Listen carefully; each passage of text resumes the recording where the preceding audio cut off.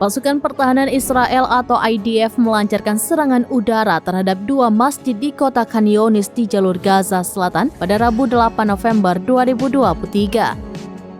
Sehingga total ada 59 masjid hancur total dan 136 lainnya rusak akibat serangan udara Israel di Gaza sejak 7 Oktober 2023.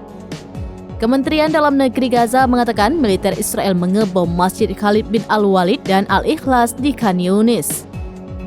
Serangan Israel terhadap rumah ibadah menunjukkan kejahatan perang.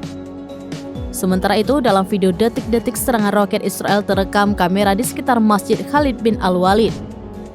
Israel menyasar tempat ibadah di Gaza Selatan itu pada siang hari. Tanpa ada tanda-tanda serangan, dalam hitungan detik roket menghancurkan masjid tersebut. Dalam rekaman berdurasi 11 detik itu, terlihat masjid seketika hancur dan meledak. Belum diketahui pasti jumlah korban yang ada di dalam masjid tersebut. Juru bicara Kementerian Wakaf di jalur Gaza, Ikrami Al-Mudallal menambahkan bahwa Israel menargetkan fasilitas sipil seperti rumah ibadah merupakan pelanggaran aturan perang. Israel telah mengklaim bahwa pejuang Hamas bersembunyi di dalam dan sekitar situs-situs tersebut. Israel telah melakukan serangan udara dan darat di jalur Gaza sejak serangan lintas batas oleh kelompok Hamas pada 7 Oktober.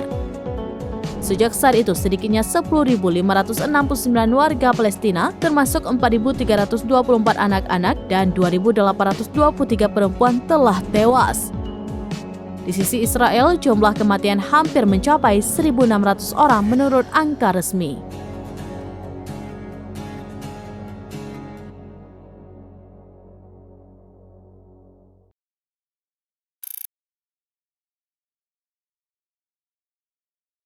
Download Tribun X sekarang, menghadirkan lokal menjadi Indonesia.